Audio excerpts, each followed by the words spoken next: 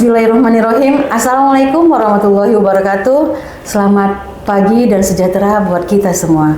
Kembali kami hadir menyapa sahabat PBI Podcast Bincang Informasi Kantor Kementerian Agama Kota Pekanbaru melalui data, fakta, dan penjelasan. Sahabat PBI, kali ini kita masuk kepada episode yang ke-10 dengan tema melejitkan potensi menghasilkan prestasi. Nah, untuk kali ini telah hadir bersama kita narasumber yang sangat istimewa. Kualitas dan potensi tidak diragukan lagi ya untuk sahabat PBI, yaitu Kepala KUA Kecamatan Bukit Raya, Bapak Dr. Suhardi SAG MA. Assalamualaikum warahmatullahi wabarakatuh, Pak Dokter. Waalaikumsalam warahmatullahi wabarakatuh, Bu Neni. Ya, alhamdulillah. Apa kabar untuk kali ini, Bapak? Ya, alhamdulillah, kabar baik. Bu Neni, apa kabar? Alhamdulillah, berkat doa kita semua. Amin. Kita semua dalam keadaan sehat, berkah untuk kita semua. Amin, amin. Baik, Pak KUA. Ya. Dengan tema kita melejitkan potensi menghasilkan prestasi. Nah, selaku Kepala KUA yang sekarang ini kita untuk kegiatan Kepala KUA di Kecamatan Bukit Raya ya, Pak ya. Nah, mungkin bisa Bapak ceritakan sedikit tugas dan fungsinya selaku Kepala KUA di Kecamatan. Mungkin bukan ini pertama kali tugas ya Pak ya. Ya, bukan. Ada kecamatan-kecamatan sebelum Bukit Raya. Mungkin bisa Bapak ceritakan tugas dan fungsi selaku Kepala KUA-nya gitu loh Pak. Oke, terima kasih Bu Neni atas pertanyaannya. KUA sebagai terdepan kepada Kementerian Agama tentu punya ragam tugas-tugas yang harus dilaksanakan. Ya, selama ini mungkin masyarakat tahu ataupun mengenal tugas-tugas dari KUA itu mungkin masalah pernikahan, perkawinan. Padahal sejatinya bukan masalah itu saja yang menjadi tugas pokok KUA. Boleh jadi masalah wakaf, masalah kemasjidan, masalah-masalah yang lain yang perlu menjadi perhatian penting oleh KUA. Oleh karena itu, sekarang KUA dilihat oleh masyarakat itu lebih daripada tugas-tugas pernikahan. Makanya KUA dan anggota ataupun pegawai-pegawai di dalamnya harus juga bisa memahami bahwasanya KUA itu bukan hanya terkait tugas-tugasnya terkait pernikahan ataupun pencatatan perkawinan, tapi bagaimana KUA itu menjadi terdepan daripada Kementerian Agama, memberikan pelayanan-pelayanan yang terbaik terhadap semua urusan masyarakat yang memang telah menjadi tugas daripada KUA tersebut. Di masyarakat umum, kalau mereka bertanya kerjanya di mana kan gitu tuh kantor Kementerian Agama. Nah, kalau dalam pola pemikiran kita umum gitu ya ataupun awam, tidak akan tahu ini bagian apa apa dan sebagainya. Yang penting tahu tentang apa yang pertanyaan unsur dari Kementerian Agama. Mungkin begitu juga mungkin di KUA ya Pak ya. KUA juga seperti itu. Selama ini mungkin masyarakat tahu hanya masalah tugas-tugas pernikahan, tapi sejatinya banyak tugas-tugas yang lain. Oleh karena itu apapun mungkin hal-hal yang dibutuhkan oleh masyarakat terkait pelayanan, kita siap melayani, kita sampaikan, kita jelaskan kepada masyarakat, dan itu nanti akan kita berikan semacam pemahaman, informasi-informasi yang dibutuhkan oleh masyarakat terhadap layanan-layanan yang diberikan oleh Kementerian Agama khususnya KUA. Iya benar. Itu sejauh tugas dan fungsi tadi ada beberapa item yang harus kita patuhi dan kita tidak lanjut dan sebagainya itu pahami khususnya ya di KUA. Nah itu pernah nggak ada kegiatan-kegiatan sosialisasi di masyarakat setempat gitu loh? Ya, banyak kita memberikan informasi sosialisasi kepada masyarakat terkait keberadaan KUA itu bisa dirasakan oleh masyarakat. Di antara itu kemarin itu adalah Pusaka Sakinah, artinya kita memberikan semacam bimbingan ataupun informasi-informasi terkait masalah rumah tangga. Kalau yang kita kenal biasanya kan Binwin itu untuk pasangan-pasangan yang belum menikah. Tapi Pusaka Sakinah itu untuk pasangan-pasangan yang telah menikah. Dalam jangka waktu tidak disebutkan. Tidak disebutkan. Berarti bisa dong saya. Ada masalah Bu Neni. Artinya masalah itu muncul sekarang itu bukan masalah ketika dia belum menikah, tapi setelah dia menikah. Boleh jadi boleh jadi masalah dia nikah 10 tahun, 15 tahun, tapi banyak masalah-masalah yang dihadapi oleh masyarakat. Oleh karena itu kita berikan wadah, berikan pendidikan juga ilmu-ilmu kepada masyarakat, pasangan-pasangan itu bagaimana setiap masalah yang mereka hadapi itu bisa menjadi solusi jalan keluar. Termasuk juga nanti ada juga pelatihan-pelatihan terkait dengan manajemen keuangannya, ibu rumah tangganya. Berarti secara keseluruhan dong ya Pak KUA ya, dibungkus dijadikan keilmuan yang sangat dibutuhkan di tengah masyarakat gitu. Luar biasa apresiasinya. Wajar kepala-kepala KUA ini yang debis-debis semua ya. Alhamdulillah, insya Allah. Amin. Nah Pak KUA, Pak Dr. Suwardi, jika kita tarik ke belakang, kita sekarang sudah masuk tahun 2025, kan capaian kinerja yang kita sudah buat, khususnya Pak KUA ya, tentu sudah ada barometernya. Kalau kita disebut di lingkungan kementerian ada kontrak kerja gitu. Nah kontrak kerja ini kan bagaimana kita secara pribadi dalam kegiatan tersebut gitu, apa yang sudah kita lakukan dan kita buat sesuai dengan panduan, regulasi dan sebagainya gitu. Nah capaian prestasi kerja di tahun 2024 dan program untuk tahun 2025 tentu sudah dipersiapkan karena kita sudah masuk tahun 2025. Nah, mungkin Bapak bisa cerita sedikit tentang pengalaman mungkin ya, kalau masalah tugas haji itu di tahun 2017 dan 2023. Oh, ada beberapa periode ya, 2 periode. Nah, ini kan di luar dari tanggung jawab, tugas tupoksi Bapak selaku kepala KUA. Nah, seperti itu. Berarti kan ada capaian prestasi nih gitu.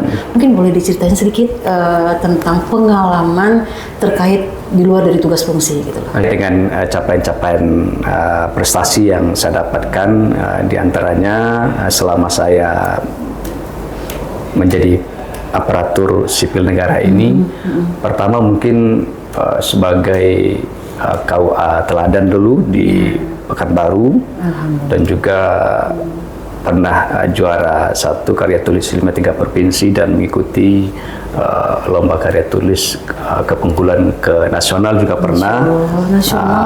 Lepas itu juga saya ada prestasi-prestasi yang lain yang mungkin di luar di luar pekerjaan saya sebagai pegawai negeri sipil.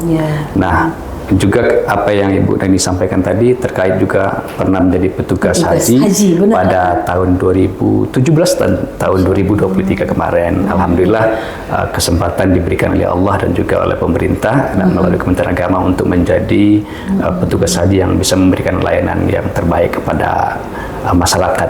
Nah, ini sesuai judul kan, melahirkan potensi, menghasilkan prestasi. Nah, hasil dari potensi yang selama ini mungkin kami secara pribadi dan melihat bersama-sama bahwasannya Bapak tuh lebih sering meluahkan, kalau bahasa Melayunya ya, selalu meluahkan goresan-goresan tulisan-tulisan dan di media sosial. Jadi memanfaatkan memang transformasi digital itu loh Bapaknya gitu. Jadi mungkin inilah ada feedbacknya kepada kawan-kawan semua sehingga nanti akan terbawa untuk bisa melejitkan potensi, menghasilkan prestasi, khususnya di karya ilmiah ya mungkin Pak ya, bahasa kalau akademiknya ya gitu. Nah, mungkin Bapak boleh cerita sedikit masalah digitalnya apa saja, terus berkaitan apa saja karya-karya yang sudah Bapak tulis, dan terutama apa sih sebenarnya yang mendorong Bapak yang mendorong Bapak bisa melahirkan karya-karya ilmiahnya gitu. Silakan Pak. Ketertarikan saya pada dunia tulis menulis ini sejatinya telah bermula ketika saya mengenyam pendidikan di pesantren. Ketika itu juga saya bersama kawan-kawan itu mengelola majalah dinding waktu itu ya, mading gitu ya. Dan saya itu bagian puisi, saya nggak selalu ngisi itu. Cuma ketertarikan untuk menulis yang lebih sedikit ilmiah itu ketika mengenyam pendidikan di Yogyakarta. Saya biasa kalau di Jogja itu kan ada di kampung-kampung itu biasanya koran-koran itu dipajang itu. Jadi masyarakat itu membaca. Ketika dipajang itu saya membaca sebuah kolom atau opini di salah satu surat kabar di Jawa yang rata-rata penulis itu adalah tokoh-tokoh nasional. Ketika itu saya berpikir, bisakah tidak saya menulis seperti ini? Seiring berjalannya waktu sebetulnya terus saya kembangkan minat tersebut ya alhamdulillah minat itu bisa tersalurkan, bisa saya lakukan, dan alhamdulillah ketika saya di Jogja itu saya membaca tulisan-tulisan dari tokoh-tokoh nasional seperti waktu itu Pak Mar'i Muhammad, Gus Dur, dan tokoh-tokoh yang lain itu, alhamdulillah juga tulisan-tulisan saya juga bisa dimuat di situ. Alhamdulillah. Jadi apa yang saya baca di awal tersebut ketika kuliah di Yogyakarta, dan setelah kita selesai menunaikan pendidikan juga bisa kita menulis goresan-goresan kita, tulisan-tulisan kita, ide-ide kita di sana. Artinya apa? Sebetulnya semua kita tuh punya potensi, hanya saja kadang-kadang kita tidak gali potensi itu. Kadang kalau kita di pegawai hanya fokus kepada pegawai, tidak kita kembangkan potensi diri kita, makanya kita tidak tahu, tidak bisa melejitkan seperti yang Ibu Neni bilang tadi, bahwasanya semua kita ini bisa punya potensi, cuman potensi itu harus terus digali, dikembangkan sehingga dia bisa dinikmati, bisa dirasakan kehadiran potensi kita itu oleh orang banyak. Luar biasa, Pak Dokter. Dengan keilmuan, ya, kecerdasan yang diberikan Allah Subhanahu Wa Taala, Bapak juga melatih kami, kami secara tidak langsung untuk lebih pintar sebenarnya. Yaitu apa? Dengan goresan Bapak, tulisan Bapak, sehingga kami terlatih untuk literasi kembali. Nah, mungkin kalau tadi didengar ceritanya, Bapak juga di perguruan tingginya di luar kota Pekanbaru, ya. Iya, sampai strata 2 juga di negeri seberang. Benar, ya. Berarti kalau secara keilmuan ini nggak bisa dilakukan lagi. Tidak. Oke, terima kasih Bapak Pak Dr. Suhardi, ya. Nah, satu lagi. Dari tadi satu lagi ya. Sebenarnya satu lagi dan lagi gitu ya. Nah, satu lagi Pak. Di akhir tahun 2024 Kantor Kementerian Agama Kota Pekanbaru bersempena ya dengan HAP itu kita ada suatu penilaian kalau nggak salah ya, ASN berakhlak, ya. Ada beberapa item yang ada termasuk beberapa penilaian gitu, dan alhamdulillah Bapak termasuk kategori terpilih gitu bahasanya ya Pak, ya. Mungkin bisa Bapak ceritakan ya. Terima kasih, sama dengan Ibu Nen juga. Terkait dengan kepada penghargaan ataupun semacam apresiasi daripada Kementerian Agama terhadap kami, cuman kami merasa kami bukan siapa-siapa, bukan pegawai atau pribadi yang mungkin terbaik, bukan. Jadi apa yang kami dapatkan itu sejatinya adalah apresiasi saja, penghargaan daripada Kementerian Agama. Boleh jadi ini kan karena faktor laki saja, keberuntungan saja, karena kawan-kawan memilih ataupun atasan pimpinan memilih. Cuman kalau kita kembali lagi, mungkin banyak kawan-kawan yang lebih berprestasi, yang lebih baik, yang lebih hebat daripada kita. Dan saya pun dalam memimpin kantor usaha agama yang skopnya mungkin di tingkat kecamatan, bagi saya itu semuanya itu karena hasil bersama, bukan hasil individu. Saya masih ingat itu ada yang berprinsip, dan itu yang saya lakukan. Sepintar apapun kita, tidak akan sepintar kita bersama. Jadi kalau kita merasa pintar, tapi akan merasa pintar itu orang lain juga lebih pintar. Dan kalau bergerak bersama-sama itu lebih bagus. Jadi punya daya ledak ataupun kayak mesin itu cepat bergeraknya. Jadi apa yang kita dapatkan hari ini bukan karena kita, tapi karena kerja bersama. Jadi prinsip itu yang kami lakukan di kerja-kerja kita di kepegawaian, di pegawai ini, di kantor, bahwasanya kita harus bersama-sama bergerak. Kalau mungkin bergerak secara individu mungkin bisa kita melakukan perubahan, tapi kalau bergerak secara bersama-sama kita bisa melakukan revolusi perubahan yang lebih besar itu. Itu yang harus kita ejawantakan dalam kita bertugas di keseharian kita. Makanya ada ungkapan yang saya ingat itu, ketika aku diganti dengan kita, bahkan sakit bisa menjadi sebuah kesehatan. Artinya apa? Bersama-sama itu penting. Bergerak bersama-sama itu yang harus kita hadirkan dalam sebuah organisasi. Jadi tidak ada individu yang betul-betul hebat, tidak ada sebetulnya. Semua kita tuh hebat.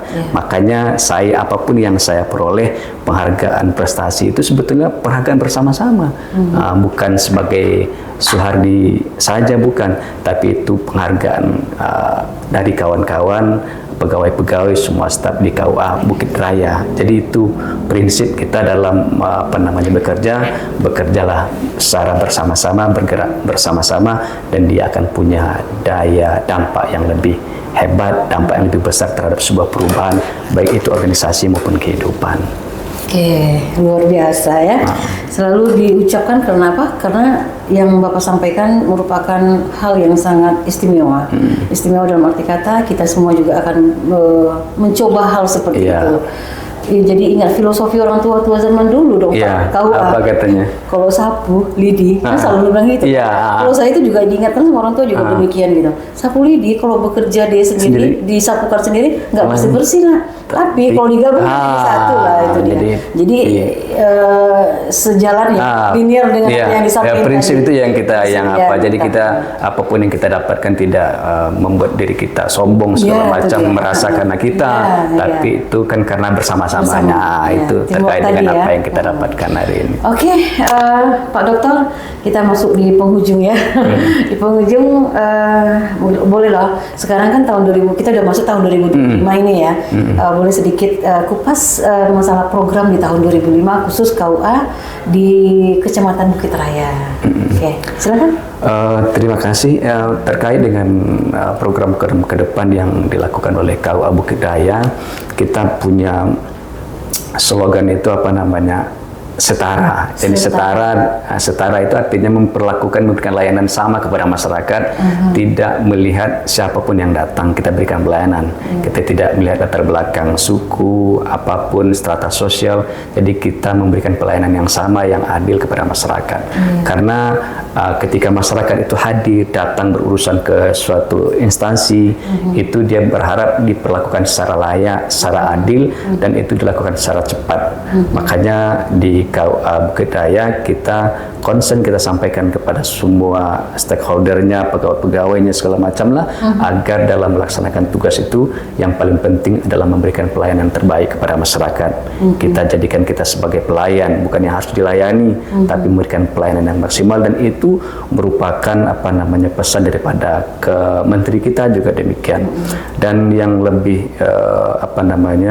yang lebih concern juga kita sampaikan juga dalam pertemuan-pertemuan juga di kawan-kawan yang lain, untuk betul-betul menjaga integritas di masyarakat.